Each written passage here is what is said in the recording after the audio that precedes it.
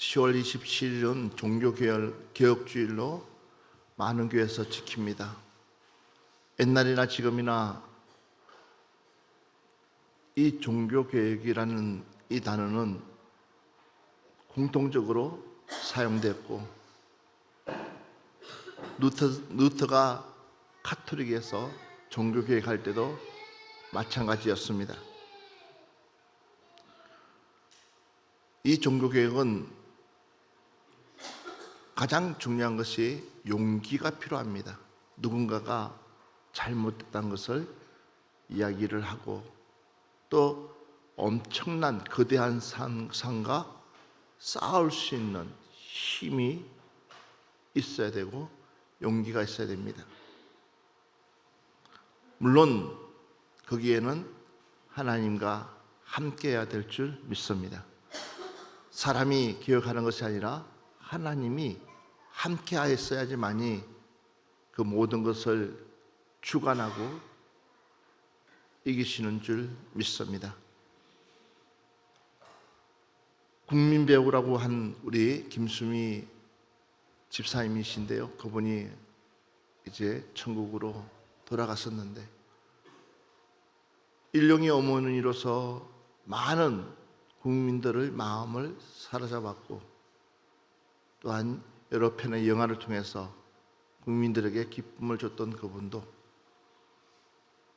얼마 전까지만 해도 그렇게 건강했는데도 불구하고 한순간에 쓰러지고 한순간에 가는 것을 볼 때에 우리가 어떻게 믿음 생활을 해야 되고 어떻게 신앙 생활을 해야 될 것인가에 대해서 굉장히 우리는 다시 한 번 더 우리 스스로를 생각해 볼 필요가 있습니다. 이 루터가 이렇게까지 할 수 있었던 것은 다른 게 아니었습니다. 최후 변론을 하기 위해서 보름스라는 그 거리를 행진하고, 이제 그 최후의 법정에, 최후의 장소에 가기 위해서 거리를 갑니다. 그 당시에 이 루터가 가서 최후로 법정이 아니라 최후로 말할 수 있는 곳은 다름이 아니라 카톨릭이었습니다. 카톨릭이 그만큼 셌고, 누구도 지금도 마찬가지지만 카톨릭을 상대로 해서 이기려고 하는 사람 아무도 없었습니다. 그런 가운데 루터도 마찬가지 그 종교개혁이라는 것, 잘못된 것을 하나하나 조목조목하게 따지기 위해서 이제 그 성당을 향해서 걸어가는 가운데서 많은 사람들이, 또한 많은 군중들이 조용하게 루터의 발걸음을 지켜보고 따라오는 가운데 웬 창문에서 조그만한 여인의 소리가 들립니다. 루터를 향해서 이 여인이 또박또박하게 이야기합니다. 뭐라고 이야기하냐면, 루터씨, 죽을 것을 염려하지 마세요. 몸은 죽어도 영원한 생명이 있습니다. 루터씨, 죽을 것을 염려하지 마세요. 몸은 죽어도 영원한 생명이 있습니다.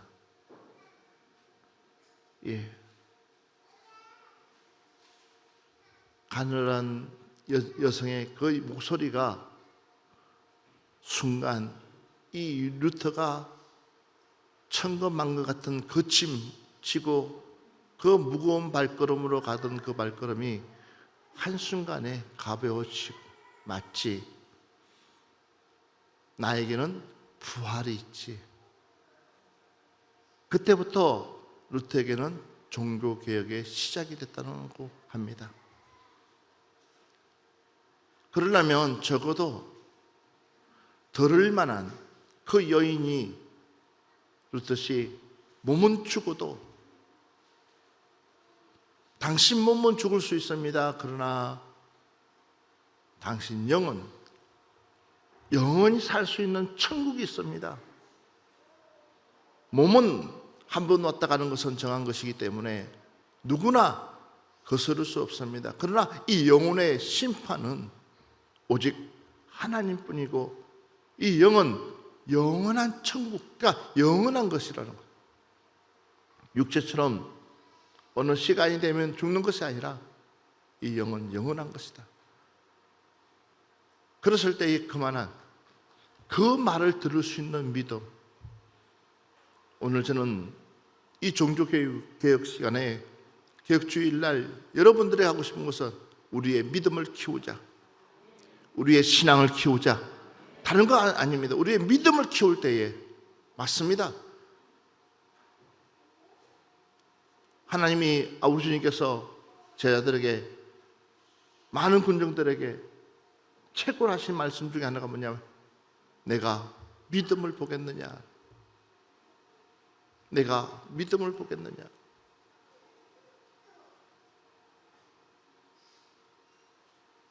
말로만 해치는 것은 소용없습니다.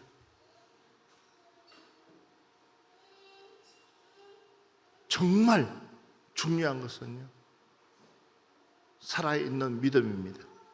하나님은 우리에게 그 믿음을 되찾기를 원하시는 줄 믿습니다. 자, 요한일서 2장 5절 말씀 한번 보겠습니다. 누구든지 그의 말씀을 지키는 자는 하나님의 사랑이 참으로 그 속에서 온전하게 되었나니 이로써 우리가 그의 안에 있는 줄 아노라. 누구든지 그의 말씀을 지키는 자는, 믿음이라는 것은요 다른 것이 아니라 하나님의 말씀을 지켜나가는 거예요. 하나님의 말씀을 지켜나가는 거예요. 오늘 여러분들, 우리는 하나님의 말씀을 지키기 위해서 몸부림쳐야 될 줄 믿습니다. 하나님 말씀대로 사는 거예요. 그런데 말씀대로 살지 못하기 때문에 무엇이요? 우리의 믿음이 뚝뚝뚝 떨어지는 거예요. 그러나 하나님의 말씀대로 살게 되면 그 어떤 일이 있다 할지라도 우리는요, 우리 스스로가 이겨낼 수 있고, 그 어떤 일이 있다 할지라도 우리는요 감당할 수 있는 힘이 있습니다. 왜? 하나님의 말씀은 살아있기 때문에. 하나님의 말씀은 내 안에서 살아서 움직이고 역사하기 때문에 잘못된 것을 잘못됐다고 이야기할 수 있는 용기가 생길 수 있고, 또한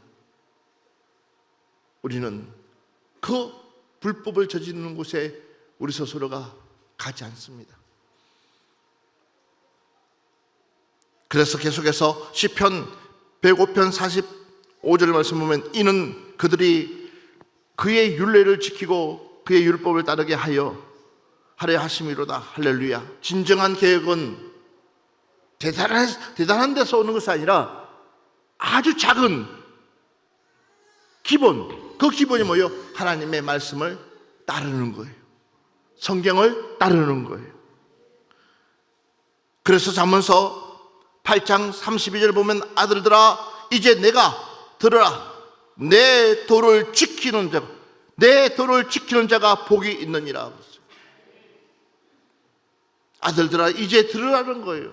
여러분, 하나님의 말씀을 지키지 않는 사람이, 성경 말씀을 지키지 않는 사람이 어떻게 무엇을 할 수 있겠습니까? 가장 기본부터 지키지 않는데 무슨 거대한 개혁을 하겠다고 말할 수 있겠습니까? 성경을 지키지 않는 자가 뭘 거대하게, 그건 하나님을 위해서 하는 것이 아니라 내 자신을 위해서, 내 욕망을 위해서 살아가는 것이지.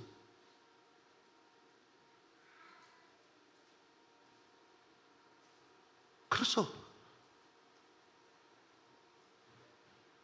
신자가 아니라 우리는 성도가 되어야 되는 거예요. 다시 말해서 하나님 앞에 구별된 자로서 우리의 믿음을 지켜가기 위해서 몸부림치면서 살아갈 수 있는 사람. 믿으시면 아멘 합시다.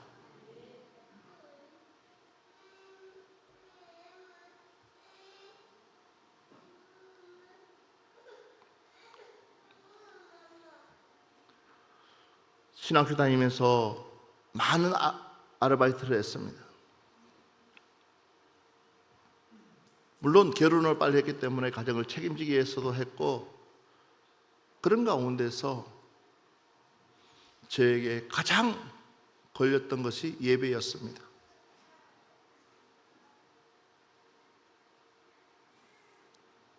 왜냐하면 신학생이기 때문에.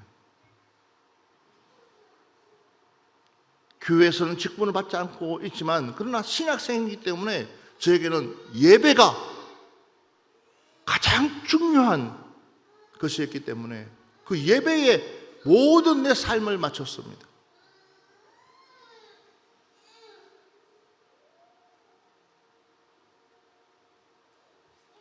어떤 때는 주일 빼먹고 금요일 빼먹으면 그 당시에 월급이 상당히 많은 데도 있었습니다. 그런데도 저는 수요 예배, 금요 예배를 빼먹을 수가 없었습니다.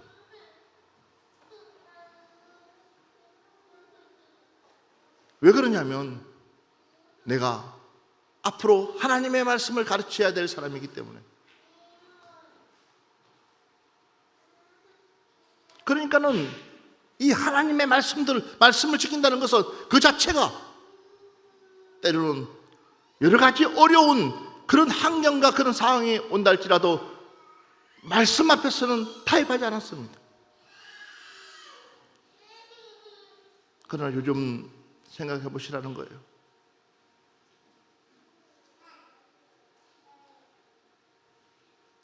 앞에선 적어도 하나님의 말씀을 가르치고 증거하려고 하는 사람들이 어떤 마음의 자세가 있는지를 생각해 보라는 거예요.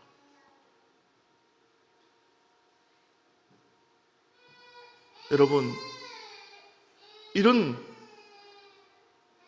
것이 무엇이냐면 말씀.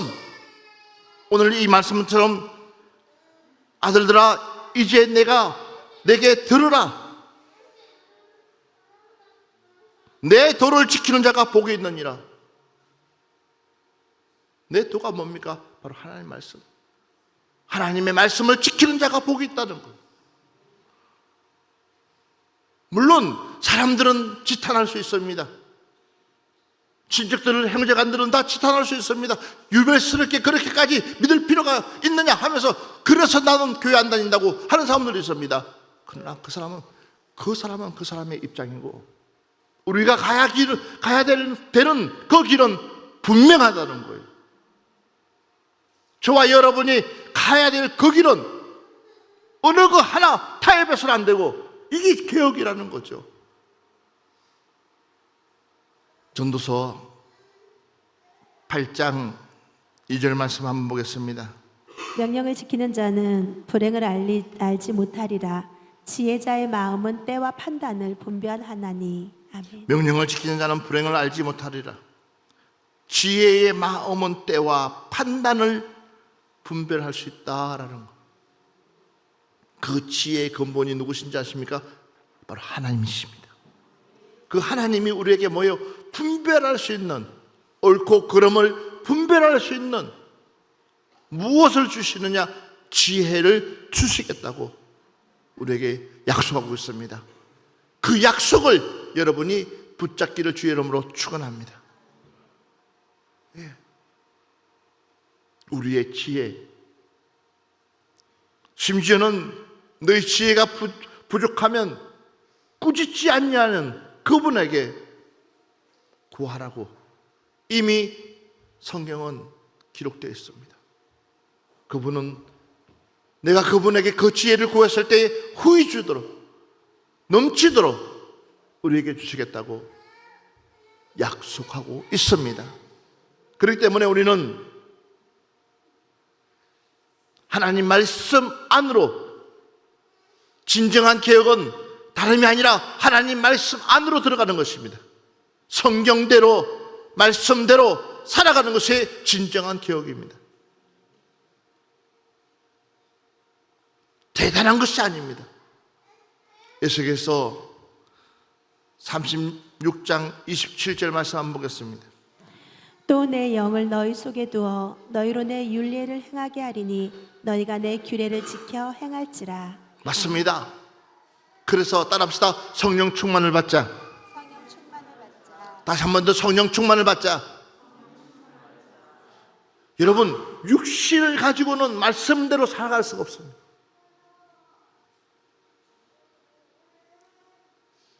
제 아들도 하나같이 실패할 수밖에 없었습니다. 왜? 예수님이 말씀하시는 그 성령 충만, 그 영을 받으라고 수없이 이야기해도 그 제 아들은 그게 무슨 말씀인지 알아듣지를 못했기 때문에.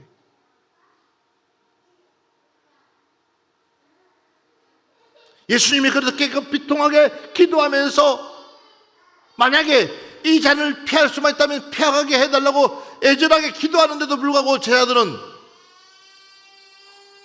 그 기도가 무슨 어떤 기도인지 어떤 내용인지 알아들을 수가 없었습니다.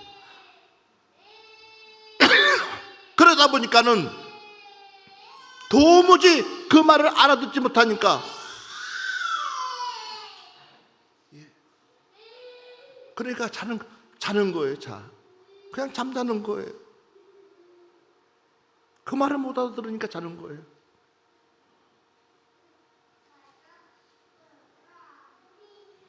여러분 생각해 보시라는 거예요. 우리 주님이 얼마나 낙심될 수도 있잖아요. 베드로, 요한, 야고보 수제자 같은 사람인데 그 말을 못 알아듣는 거예요. 그러니 얼마나 낙심되겠어요. 그런데도 우리 주님은요 기다리신 거예요.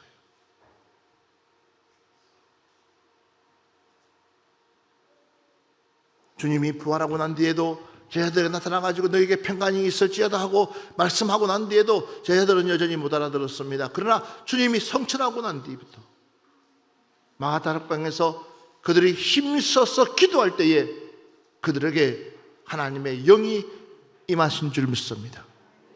맞습니다. 믿음은 떼놓을 수 없는 것이 바로 기도입니다. 얼마만큼 내가 기도하느냐. 기도하지 않고는 믿음이 자라날 수 없고, 기도하지 않고는 하나님의 말씀을 이해할 수 없고, 기도하지 않고는 하나님의 말씀을 따라갈 수 없고, 기도하지 않고는 주의를 거룩하게 지킬 수가 없습니다.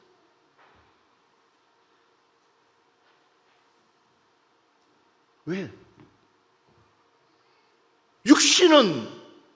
육신이 강해지면 어떻게 합니까? 영이 불편할 수밖에 없어요.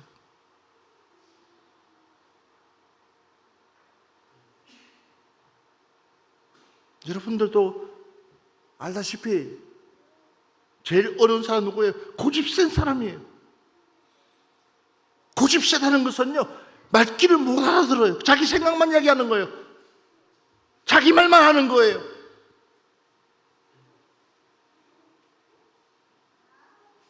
지금 무슨 얘기를 하는지 분별하지 못하기 때문에, 그러니까 자기 주장을 하다 보니까는 고집이 세지고, 그러니까 몰라서 하는 거예요. 몰라서.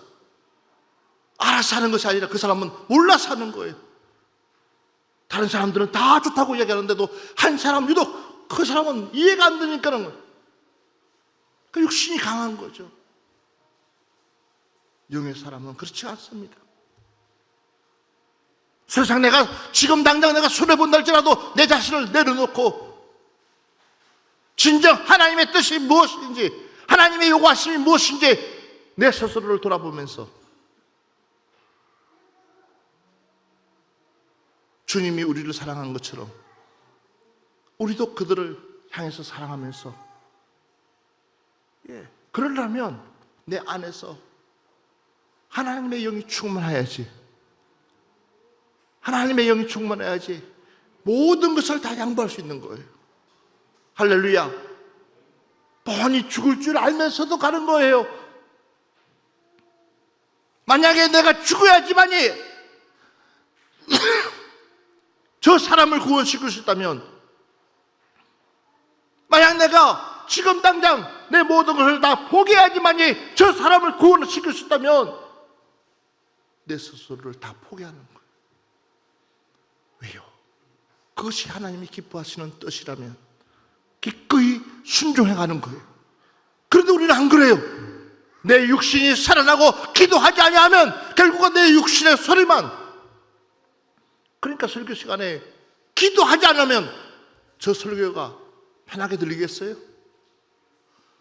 오늘도 목사님이 나를 향해서 치는구나, 아니면 나를 향해서 이야기하는구나. 기도하지 않으니까 그 말씀이 나에게 들리는 거야. 기도하는 사람은 그렇지가 않아요.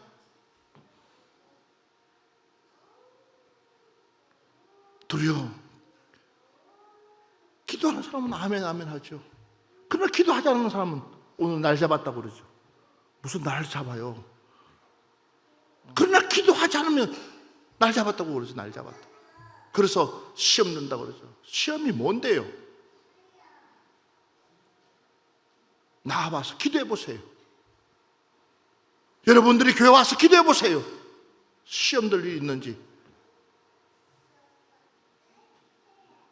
그러니까 내 믿음이 뭐요? 멈춰가 있는 거예요.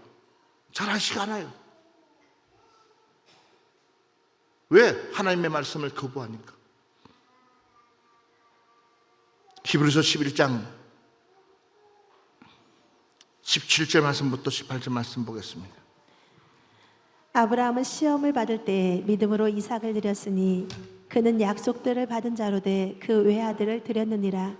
그에게 이미 말씀하시기를 내 자손이라 칭할 자는 이삭으로 말미암음이라 하였으나 그가 하나님이 능히 이삭을 죽은 자 가운데서 다시 살리실 줄로 생각한지라. 비유컨대 그를 죽은 자 가운데서 도로 받은 것이니라. 아멘.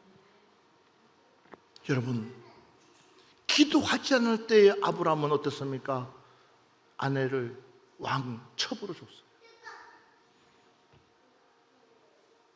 자기가 살기 위해서.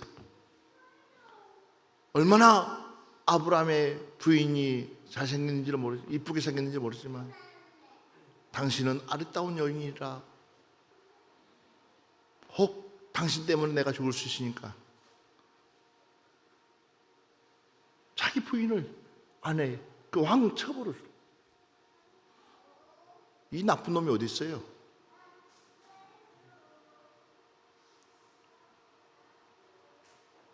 그러나 이 아브라함이 정신 차리고 기도할 때 하나님께서 아브라함아, 너 사랑하는 독자 이삭을 내게 제물로 바치라고 할 때에 기도하니까 이 아브라함은 용기가 생기는 거예요. 아들을 바칠 수 있는 용기, 하나님 앞에 드릴 수 있는 용기. 그 이후에 아브라함은 믿음의 조상이 된 줄 믿습니다. 여러분, 결코 기도하지 아니하면 믿음은 온데간데 없어질 수밖에 없습니다. 왜요? 내 안에서 하나님의 영이 충만해야지만이 이겨낼 수 있고, 또 하나님의 영이 충만해야지만이 어떠한 상황에서도 타협하지 아니하고 말씀을 붙잡고 나아갈 수 있지만, 그러나 기도하지 못하면 결국은 어떻게 아들을 바치라고 한다고 가서 바칠 수 있겠어요? 미쳤다고 그러지, 정신병자라고 그러지, 노인네라고 그러지.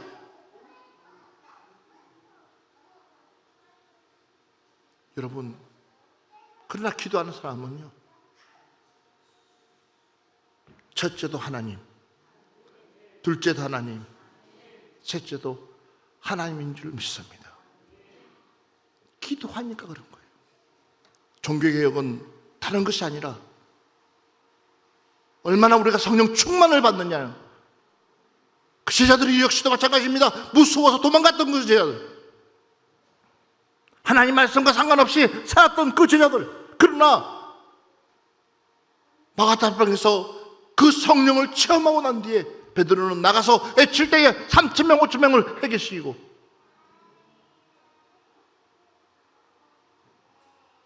바울은 죽을 줄 알면서도 그 복음을 위해서 로마를 향해서 가는 이 바울, 한결같이 그들의 믿음이 회복되었을 때, 다시 말해서 그들의 기도가 회복되었을 때, 저는 우리 교회가 충분히 가능할 거라고 봅니다. 23년 넘게끔 우리 교회가 왔을 때에 생각해 보시라는 거예요. 가장 작은 교회, 15평짜리도 안 되는 그 교회부터 시작해서 여기까지 왔을 때에 그저 왔겠어요? 얼마나 우리가 몸부림치면서 기도했었겠습니까? 다시 12월 달 목요일 기도회를 다시 시작할 건데 우리 다시 기도해야 됩니다. 하나님은 살아계십니다. 하나님은 분당 우리 교회만 살아계시는 것이 아니라 여전히 우리 교회 중고등부 살아계시고 청년들에게 살아계시고 저와 여러분 우리 모두에게 살아계셔서 지금도 역사하고 지금도 우리와 함께 계셔 주신 줄 믿습니다. 이제는 우리 하나님 말씀 붙잡고 살아갑시다. 하나님 말씀 붙잡고 기도합시다. 또 말씀대로 순종합시다. 그랬을 때에 하나님은 우리에게 진정한 복을 주실 것이고 또한 우리는 하나님 앞에 온전히 쓰임받는 아름다운 도구가 될 줄 믿습니다.